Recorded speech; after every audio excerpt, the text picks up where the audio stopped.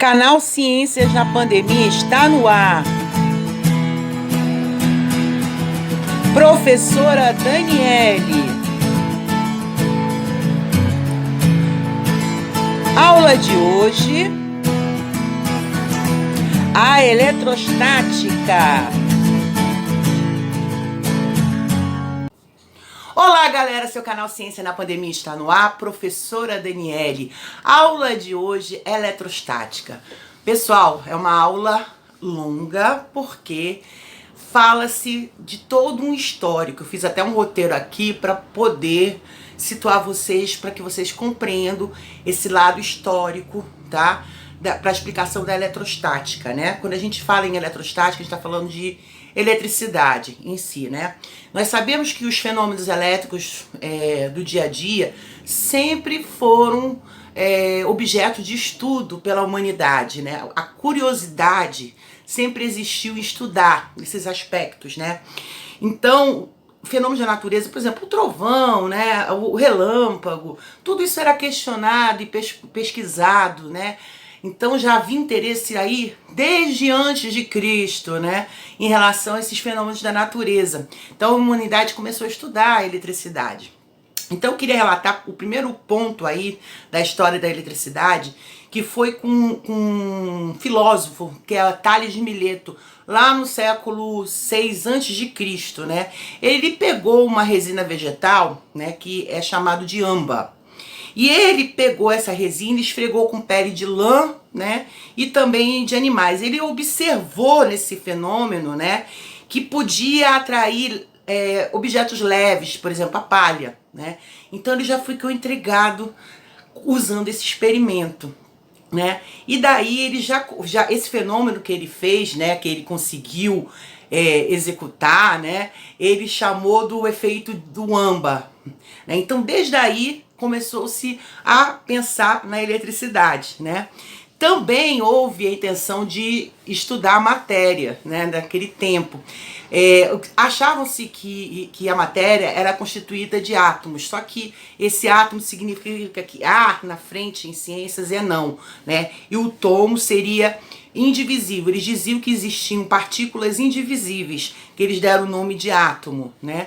Então se criou uma teoria atômica naquele período, naquele tempo, né? E eles achavam também que os átomos eram eternos. Aí sabe-se que depois tudo isso aí caiu, né? Perdeu-se a efetividade com o avançar dos anos, né? Com os experimentos, com os estudos dos diversos cientistas. Mas é importante a gente conhecer essa história para poder entender o que a gente tem hoje, né, da eletrostática, para a gente poder compreender realmente esses fenômenos que a gente observa, tá? Eu queria citar também para vocês aqui, né, para relembrar, quando a gente fala em átomo, a gente fala em matéria, né? Matéria é tudo que tem massa e ocupa lugar no espaço. Por exemplo, eu consigo medir a massa através de uma balança.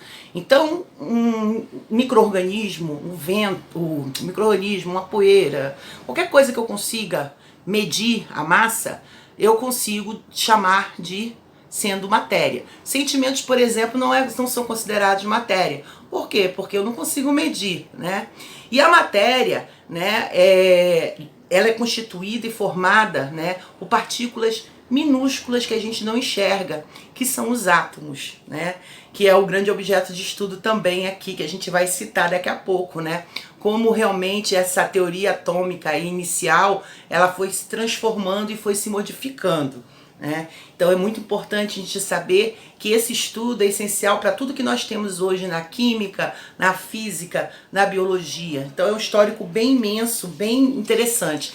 Então o que aconteceu? Depois dessa história aí, né, que eu contei para vocês, né, dessa ideia do surgimento do átomo, que foi no caso até por um filósofo também, né, que participou aí. Foram dois, na verdade, né, o Leucipo e o Demócrito, né, que eles falaram sobre a questão do átomo. Então, o que aconteceu? Depois disso tudo, vieram assim um monte de cientistas que começaram a investigar, a pesquisar, a fazer experimentos. Era um período em que era como se fosse um circo, né? O pessoal construía os experimentos, apresentava para grandes públicos, né? Impressionava muito isso. Então são vários aí que eu vou colocar para um vídeo depois aí para vocês. Algumas dessas pessoas aí extremamente importantes, né? E construíram todo esse histórico. Além disso, eu só quero chamar a atenção também do que eu vou abordar para vocês aqui, sobre a invenção, né, da pilha elétrica, né? Que marcou, né? Um grande marco aí nesse estudo da eletricidade, que também a gente vai abordar nesse nosso vídeo. E com o passar do tempo, né, passou-se muito tempo aí, quando chegou lá em 1800, né, a gente começou lá a falar antes de Cristo, já depois de Cristo, 1800, nós começamos de novo a falar dessas teorias atômicas, né? E aí, o primeiro cientista que a gente vai identificar falando sobre o átomo é Dalton. Dalton criou um modelo atômico chamado bola de bilhar. Ele achava que o átomo era indivisível, ele, né, tinha aquela ideia de lá de trás que o átomo ele não se dividia, tá? Ele era indestrutível para ele, né? Então o Dalton ele colocou essa teoria, só que depois caiu, né? Caiu, aí veio um outro cientista chamado Thomson. Aí Thomson, ele já criou o modelo que a gente chama de pudim de passas. Quero falar para vocês de modelo pelo seguinte fato, porque quando você não consegue visualizar e enxergar, porque não é como uma célula que você vai lá, olha no microscópio e consegue identificar suas partes. O átomo ele é muito pequenininho, que a gente vê só um borrão no equipamento próprio, tá? Então criou-se modelo para poder estudar e identificar o que existia nessa composição da matéria, né? Então aí Thomson ele criou um outro modelo que ele chamou de pudim de passas. E aí ele já identificou uma das partículas que são os elétrons, que já convencionou-se com carga elétrica negativa, né? Então ele já jogou fora o modelo de bilhar que tinha lá do Dalton e ele já puxou uma outra ideia, ele já conseguiu identificar que existiam partículas que compunham esse átomo, né? Só que também esse modelo depois ele caiu, né? Porque tinha alguns erros e aí surgiu depois dele quem? O Rutherford. Aí criou-se um modelo que a gente usa para estudar hoje, que é o modelo de Rutherford-Bohr, né? Que ele é baseado no sistema solar. O que significa isso? Que o átomo ele é composto por um núcleo. Esse núcleo ele é carregado de dois tipos de partículas. Os prótons com carga elétrica positiva e os nêutrons que não possuem carga elétrica. E em torno desse núcleo, né, nós temos a região chamada de eletrosfera.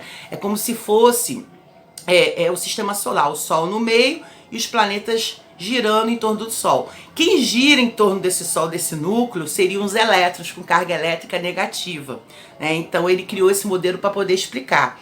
E aí o que ele diz, né? Ele coloca que o átomo ele se torna neutro quando ele tem as cargas elétricas iguais, tanto de prótons quanto de elétrons. Então a gente diz que o átomo ele é neutro. Tanto é que na química, né, mais para frente quando vocês começarem a estudar, vocês vão ver, né, que quando um átomo perde elétrons ou ganha elétrons, ele passa a ser chamado de íon. Né? Então, a partir desse modelo, conseguiu-se entender, né, essa presença dessas partículas. Tanto que hoje, né, na física quântica, a gente já trabalha aí outras partículas que compõem o átomo, né, quarks, entre outras. Mas isso aí já é estudo para quem trabalha na área específica. Né? Mas o modelo que a gente segue, né, nos estudos do ensino médio, do ensino fundamental, é justamente esse modelo atômico de Rutherford. A gente chama o modelo atômico de Rutherford-Bohr, tá? É esse que é o nosso parceiro de estudos, né? Então é muito importante para a gente entender sobre eletrização justamente isso, essa questão das partículas, né? Então, o que a gente chama de eletrização? Eletrização ele é um processo de tornar o corpo eletricamente neutro em um corpo eletricamente carregado. Corpos neutros são aqueles que apresentam a mesma quantidade, como eu falei, de prótons e elétrons, uma vez que essas são as partículas subatômicas dotadas de carga elétrica, tá? Então isso seria eletrização, né? Então, aquilo que eu falei, vai ser considerado neutro quando a quantidade de prótons for igual à quantidade de elétrons, tá? Então, vendo isso, conseguiu-se observar que, sabe aquela velha frase que o pessoal diz assim, os opostos se atraem? É verdade, né? Viu-se que as cargas elétricas opostas tendem a se atrair. Por exemplo, prótons e elétrons se atraem. Cargas elétricas que são iguais, elas se repelem, elas se afastam. Entendeu? Então é uma frase aí que a gente usa no dia a dia nosso, mas que tem tudo a ver com essa questão da eletrização, né? Com esse estudo. E em cima disso, né? Dessa percepção, né? Desse conceito que foi feito através do estudo da eletrização, a gente sabe que existe 3 tipos de eletrização que vai fazer parte do nosso vídeo, que é a eletrização por atrito, a eletrização chamada de por indução e a eletrização por contato, que é o objeto de estudo do nosso vídeo também de hoje, né? Então nós vamos passar aí dando uma olhada rapidamente nesse histórico, no conceito de matéria, nos conceitos que desses cientistas, né, que eles foram estudando a eletricidade, né, conhecendo os modelos atômicos e, por fim, falando justamente da eletrostática, desse processo de eletrização, desses 3 tipos que eu citei para vocês. Então, vai começar a nossa aula. A eletrostática, histórico. Fenômenos elétricos são muito comuns no dia a dia. Os fenômenos elétricos sempre fizeram parte da natureza. Através da observação dos fenômenos naturais, a humanidade começou a entender sobre eletricidade. A história da eletricidade tem seu início no século VI a.C., na Grécia Antiga, quando o filósofo Tales de Mileto, após descobrir uma resina vegetal fóssil petrificada chamado âmbar, elétron em grego, esfregou-a com pele de lã de animais e pôde então observar seu poder de atrair objetos leves como palhas, fragmentos, madeiras e penas. Esse fenômeno foi chamado de efeito do âmbar.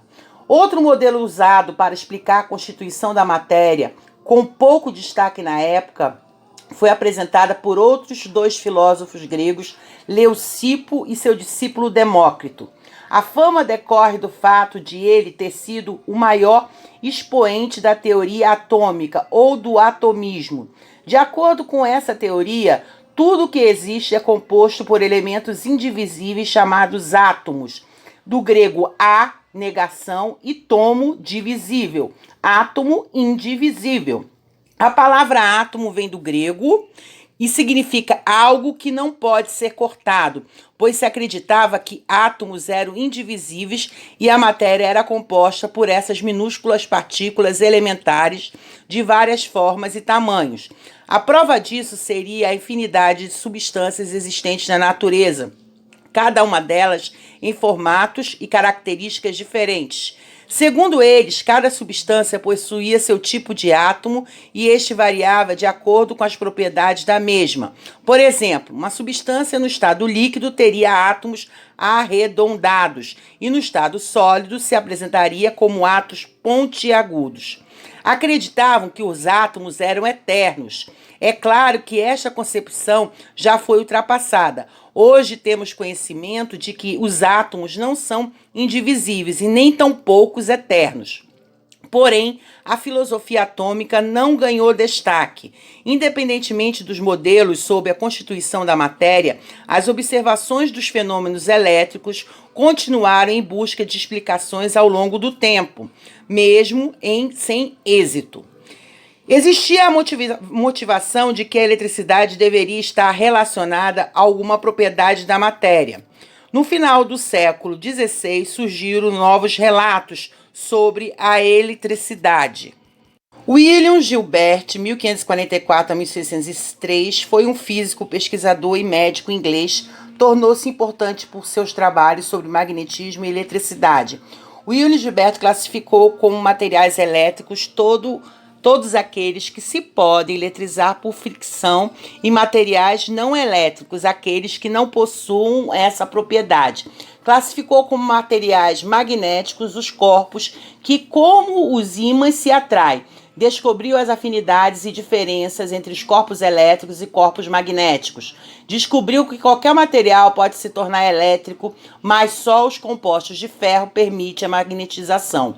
Atualmente, sabe-se que o cobalto e o níquel também possuem propriedades magnéticas. Ele fundou a ciência da eletricidade.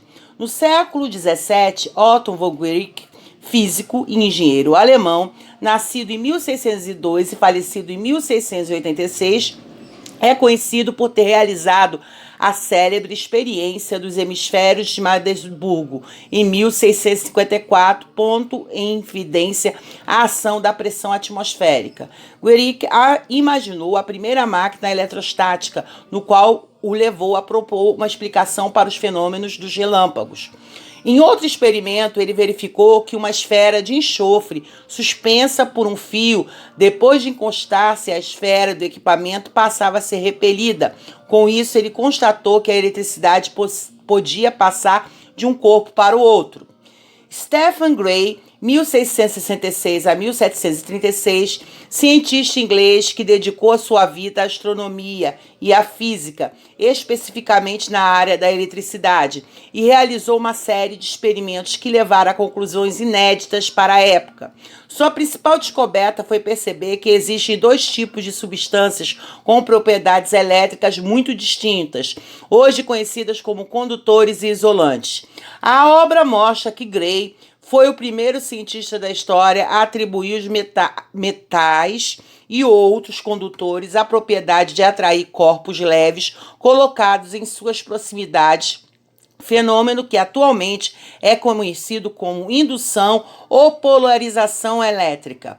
O químico francês Dufay, 1698 a 1739, ao realizar experimentos atritando diversos objetos, ele constatou a repulsão e a atração ao eletrizar os mesmos, verificando a existência de dois tipos de cargas elétricas, a vítrea e a resinosa. Isso foi explicado através das diferentes eletrizações que os objetos adquiriam, ou seja, quando possuíam eletrizações iguais, se repeliam, e quando as eletrizações eram diferentes, se atraíam.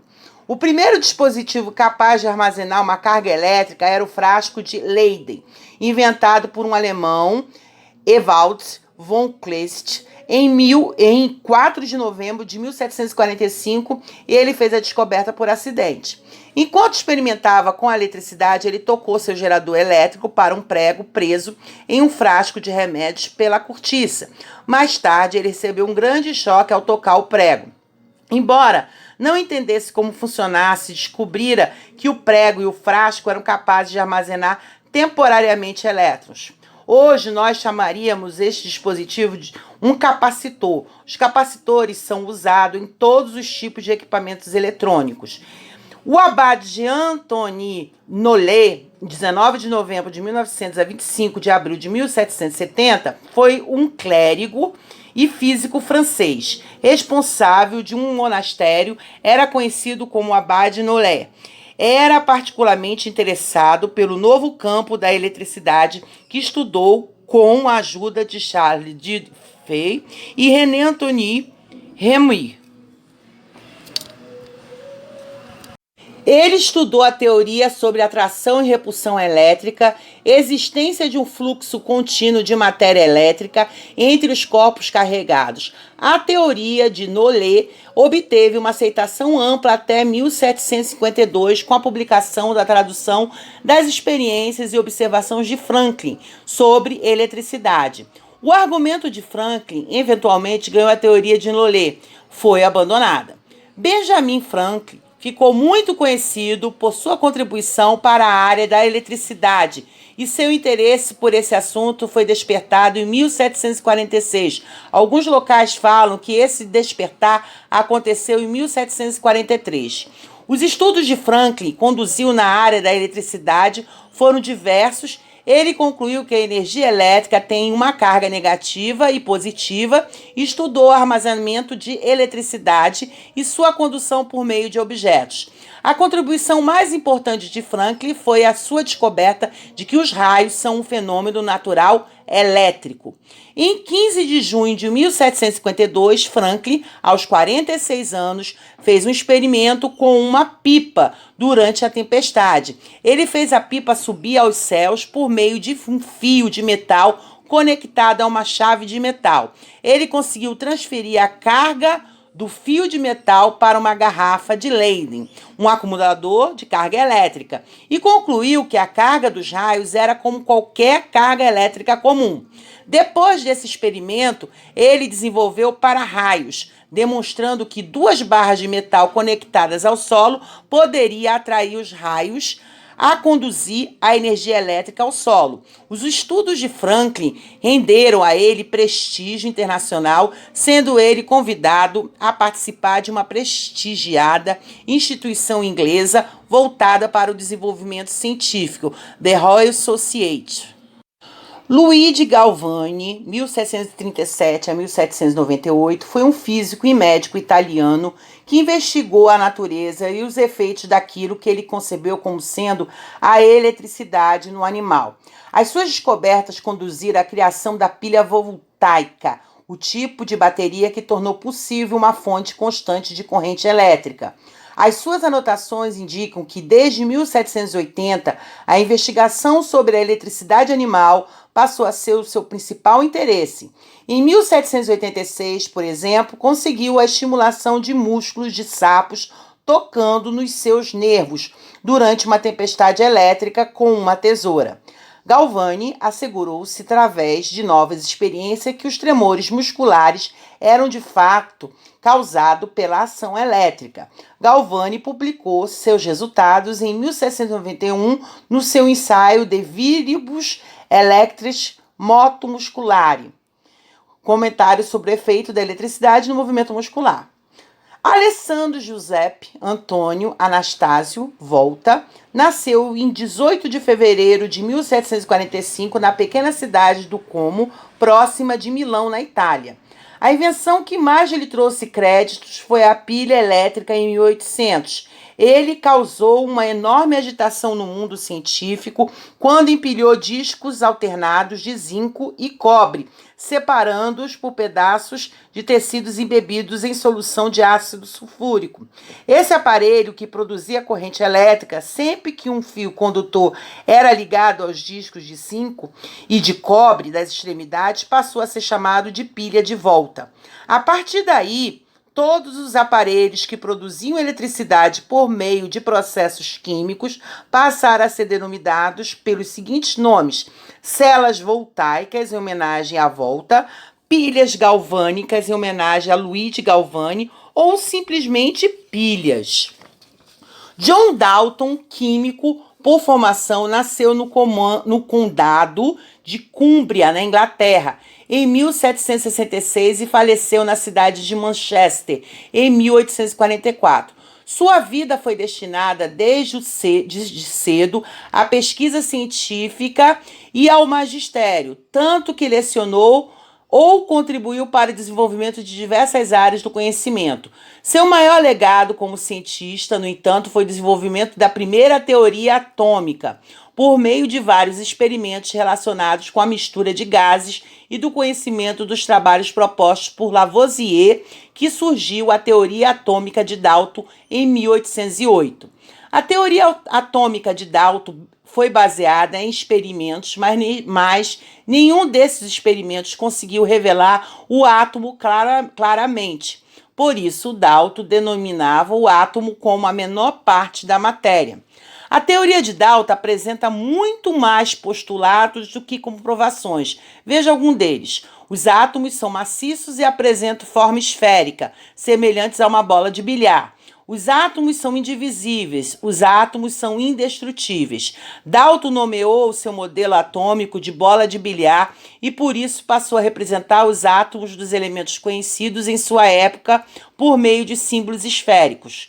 Stone, físico e matemático irlandês, nasceu dia 15 de fevereiro de 1826 em Oakley Park, na Irlanda. O trabalho científico mais importante de Stone foi a concepção e cálculo da magnitude do átomo ou partícula da eletricidade, pelo qual ele cunhou o termo elétron. Ele também estimou o número de moléculas em milímetros cúbicos de gás, a temperatura ambiente e a pressão, e ambos a partir de dados obtidos pela teoria cinética dos gases. Anos mais tarde, em 1897, a instituição de Stone sobre a natureza da eletricidade foi confirmada pelo físico inglês Joseph Thomson. Stone morreu em 5 de julho de 1911 em Londres, na Inglaterra. O modelo atômico de Thomson foi proposto no ano de 1898 pelo físico inglês Joseph John Thomson, ou simplesmente Thomson. Após ter diversas evidências experimentais sobre a existência do elétron, ele derrubou a teoria indivisibilidade do átomo proposta por John Dalton. Thomson, a partir de seu modelo, confirmou e provou a existência de elétrons, partículas com carga elétrica negativa no átomo, ou seja, o átomo possui partículas subatômicas. Considerações propostas pelo modelo atômico de Thomson: o átomo é uma esfera, mas não maciça, como propunha o modelo atômico de John Dalton. O átomo é neutro, já que toda a matéria é neutra. Como o átomo apresenta elétrons que possuem cargas elétricas negativas, logo deve apresentar partículas positivas para que a carga final seja nula. Os elétrons não estão fixos ou presos no átomo, podendo ser transferidos para outro átomo em determinadas condições. O átomo pode ser considerado como um fluido contínuo de cargas positivas, onde estariam distribuídos os elétrons, que possuem carga negativa. Associou o modelo a um pudim de passas, as quais representam os elétrons. Como os elétrons que estão espalhados apresentam a mesma carga, existe entre eles uma repulsão mútua, o que faz com que estejam uniformemente distribuídos na esfera. O átomo é uma esfera, mas não maciça, como propõe o modelo atômico de John Dalton. O átomo é neutro, já que toda a matéria é neutra. Como o átomo apresenta elétrons que possuem cargas negativas, logo deve apresentar partículas positivas para que a carga final seja nula. Os elétrons não estão fixos ou presos no átomo, podendo ser transferidos para outro átomo em determinadas condições. O átomo pode ser considerado como um fluido contínuo de cargas positivas, onde estariam distribuídos os elétrons, que possuem carga negativa. Associou o modelo a um pudim de passas, as quais representam os elétrons. Como os elétrons que estão espalhados apresentam a mesma carga, existe entre eles uma repulsão mútua, o que faz com que estejam uniformemente distribuídos na esfera. No ano de 1911, o cientista neozelandês Ernest Rutherford apresentou à comunidade científica o seu modelo atômico. O modelo de Rutherford, também chamado de modelo do Sistema Solar, foi o terceiro da história da atomística, sendo os dos dois primeiros o modelo de Dalton e o modelo de Thomson. E foi considerado o modelo que estimulou toda a evolução do conhecimento sobre o constituidor da matéria, o átomo. Após observações realizadas por Rutherford, ele formulou o modelo atômico que apresentava as seguintes características: núcleo, que foi comparado ao Sol no Sistema Solar, uma região central do átomo que apresenta partículas positivas, os prótons, baixo volume, maior massa, maior densidade do átomo, eletrosferas, que foram comparadas às órbitas descritas pelos planetas do Sistema Solar. Regiões do átomo que apresentam imensos espaços vazios entre si, partículas de natureza negativa, os elétrons. Eletrização. Eletrização é o processo de tornar um corpo eletricamente neutro em um corpo eletricamente carregado. Corpos neutros são aqueles que apresentam a mesma quantidade de prótons e elétrons, uma vez que essas são as partículas subatômicas dotadas de carga elétrica. Os corpos são formados por átomos e estes são constituídos por elétrons, prótons e nêutrons, que são as principais partículas elementares. No interior do átomo, chamado de núcleo, ficam os nêutrons e prótons. Os elétrons ficam girando ao redor do núcleo. Essas partículas apresentam uma propriedade física chamada carga elétrica. Esta propriedade está relacionada ao fato de ocorrer uma força de atração ou de repulsão entre elas. Os elétrons e os prótons são atraídos entre si. Os nêutrons não são nem repelidos nem atraídos por prótons e elétrons. Entretanto, se aproximarmos dois prótons, ocorrerá uma força de repulsão e que o mesmo ocorrerá quando aproximamos dois elétrons. Como os elétrons e os prótons se atraem, dizemos que possuem efeitos elétricos contrários. Desta forma, definiu-se a carga elétrica dos prótons é positiva e a dos elétrons negativa.